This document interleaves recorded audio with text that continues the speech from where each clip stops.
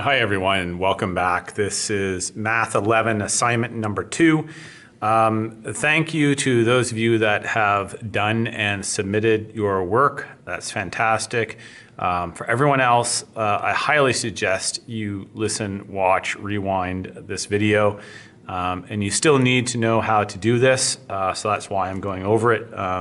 If you have any questions, please let me know. I'm more than happy to help.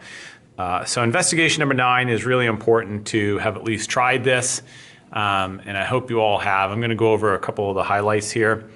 So investigation number 9, the graphs of the trajectory lines L1 to all the way to 5. Examine the lines, list any common characteristics shared by 2 or more lines. So some of the things that they're looking for here is that hopefully you notice that we have, let's start with L2 and L3, that they appear to be parallel. We can roughly calculate their slopes to see if that is true. So in this case, we go down 1, 2, and over 1. So down is negative and over is positive. So this looks like a -2 slope. Let's try it here, 1, 2, and over. So yes, notice that when I do this, so these two are the same slopes. I start off at a crosshair, at a cross section here where I know the line is crossing. It's easy for me to read. If I start off here, for instance, I don't know what that point is, but this one, very easy to tell. And again, I go to another easy point to tell. So in this case, this is x equals -5 and y equals 7. And I go down to -4 and 4. Whereas if I tried to start off at this point and go down so many and come over here, it's really hard for me to read the coordinates. Okay, so these two appear to be parallel.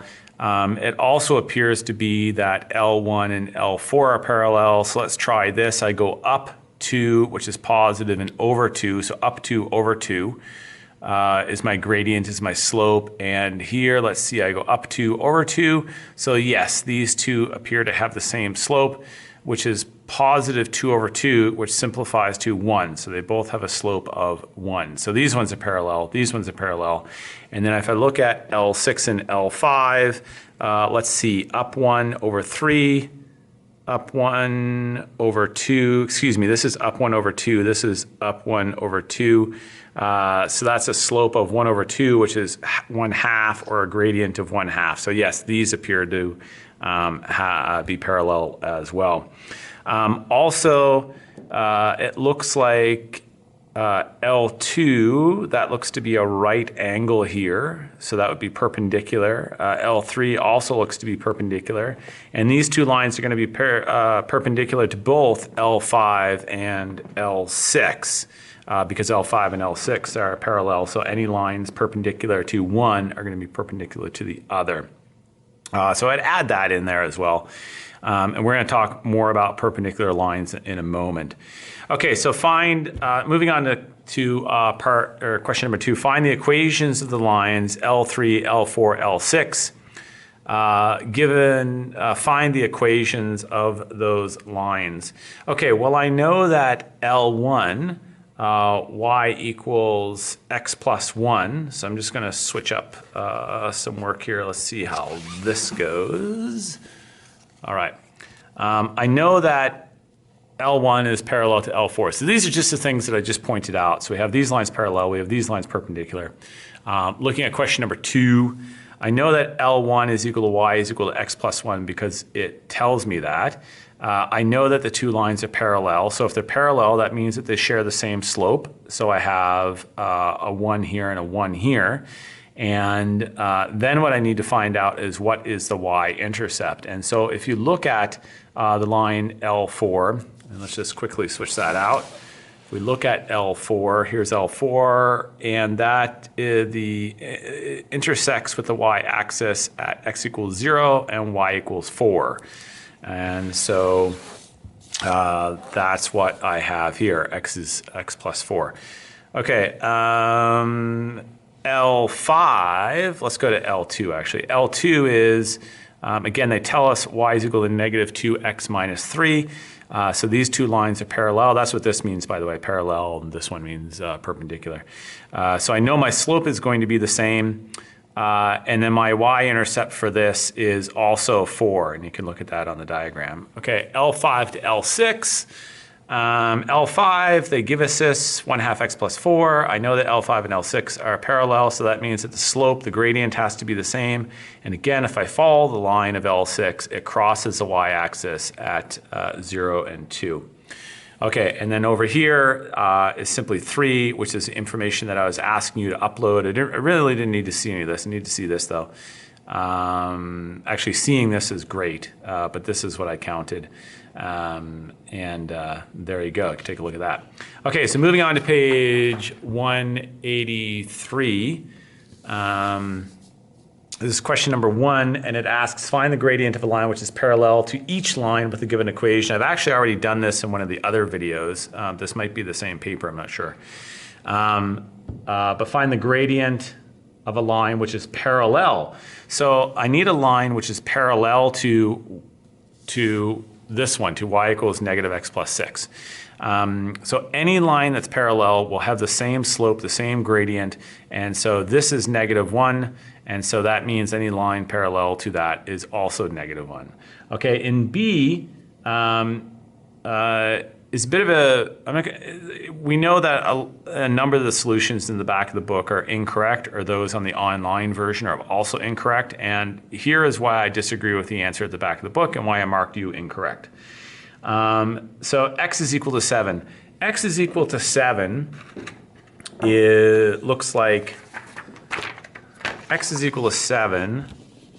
Here we go, 1, 2, 3, 4, 5, 6, 7. So x is equal to 7 is a vertical line. There we go. And find the gradient of a line which is so find the gradient of a line which is parallel to this one. Okay. That's parallel. That's parallel. All of these are parallel. But when they add, the gradient of this is undefined. So the gradient of each one of these is undefined. So it's a bit of a trick question in that way. In fact, there's another question that's very similar to this. And what they give in the answer in the back of the book is it's parallel to the y-axis. And yes, that is true, but the gradient, which is what they're asking for, the gradient is undefined. Okay, so unless you said undefined for that question, well, you're out of luck. Okay, C. So C, they give it to us in the form of x minus 3y is equal to 5. I put that into y equals mx plus b format, so I just solve for y. So I move the x over, subtract x, that's negative x plus 5. That's definitely a 5 there. Divide by -3, divide both sides by -3. Y is equal to 1/3 x. Negative and negative makes it positive. Positive and negative makes it a negative, so that's why that's there. So now I know that the slope of this line is 1/3 x. Now it's really easy for me to read. And so any line parallel to that is also going to have a slope of 1/3. Likewise, with D, I simply distributed my negative 2/5 here. Negative 2/5 times -1 is positive 2/5. So this gives me a slope of negative 2/5 right there. So any line parallel to this one will have the same gradient, which is negative 2/5. Okay, 2A, find the gradient of a line which is perpendicular to each of the following lines. So I need a line that's perpendicular to this one. So the line is 1/3, negative 3x plus 11. So any line that's perpendicular to this, it's going to be the negative reciprocal. So the negative reciprocal means that I change my sign. In this case, it's negative. It goes to positive. If this was positive, it would go to negative. And the reciprocal is two things. The easy way to think about it is I just flip this number upside down. So 3/1 upside down is 1/3. Change the sign. So flip it upside down, change the sign. More accurately, the negative reciprocal is that number by which you multiply the gradients together and you get an answer of -1. So 1/3 times -3 is equal to -1. Okay, in B, this is what we start off with. And again, I want to solve this into y equals mx plus b form. In this case, I get 1/8 x. There is no y-intercept. Well, the y-intercept is at 0, 0. If I flip this upside down, I get 8, and remember it's a negative, so I get -8. For C, we start off with y equals -3. What does y equals -3 looks like? It looks like this. going through -3 there. This is the equation. This is the line y equals -3.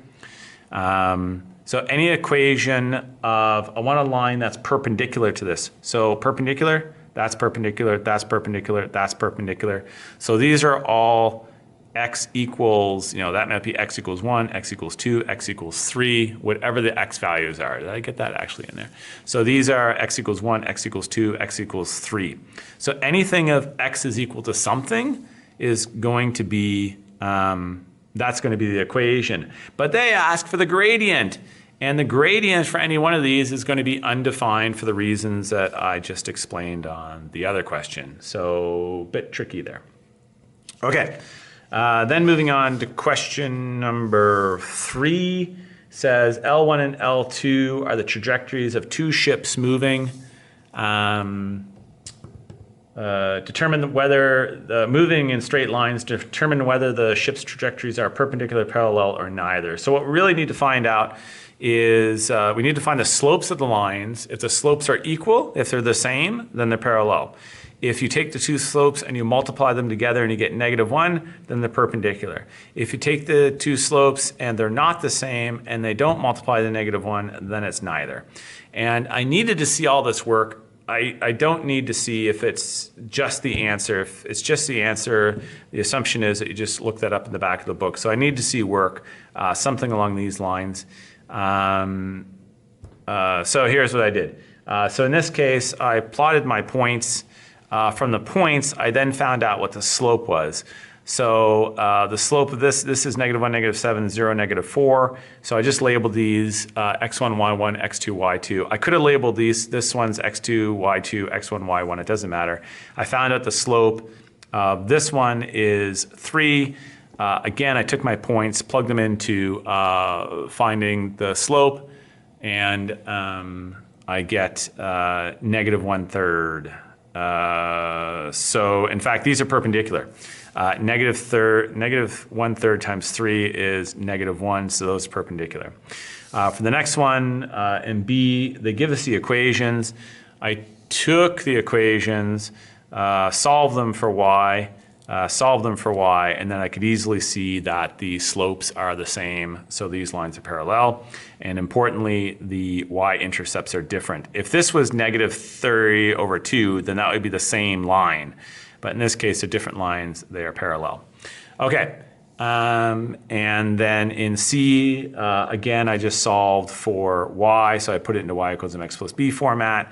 I get -2/5, and I knew this one wasn't going to come out to -2/5, and so that's neither.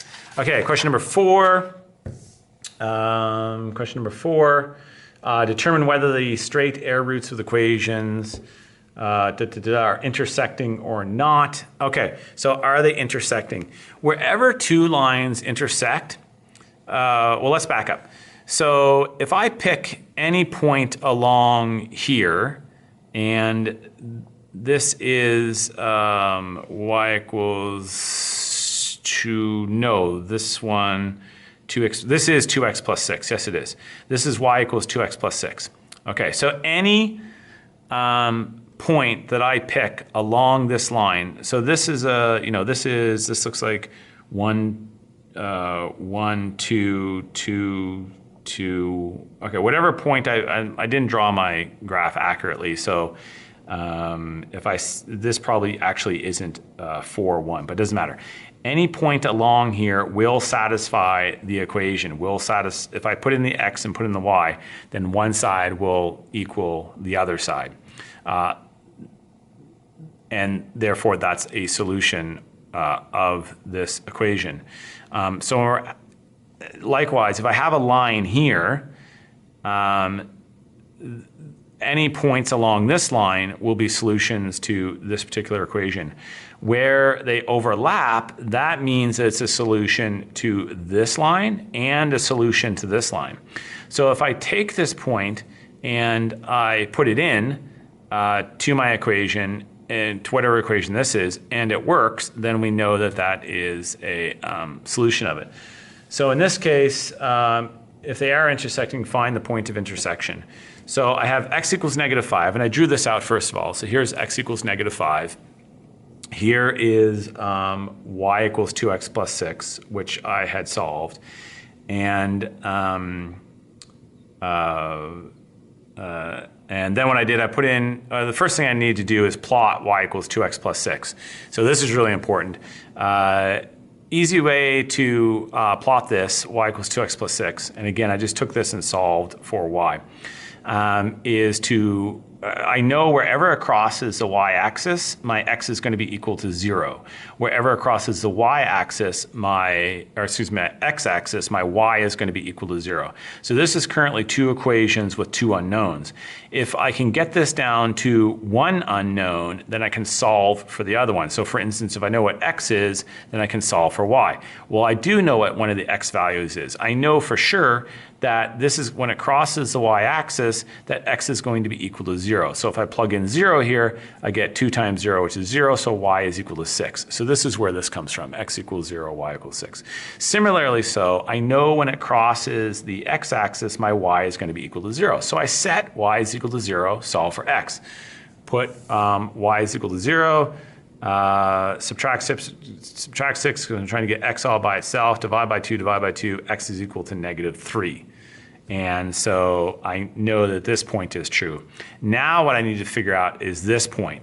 Well, again, I need to know, I have my equation, y equals 2x plus 6. If I know either x or y, then I can solve for the other variable.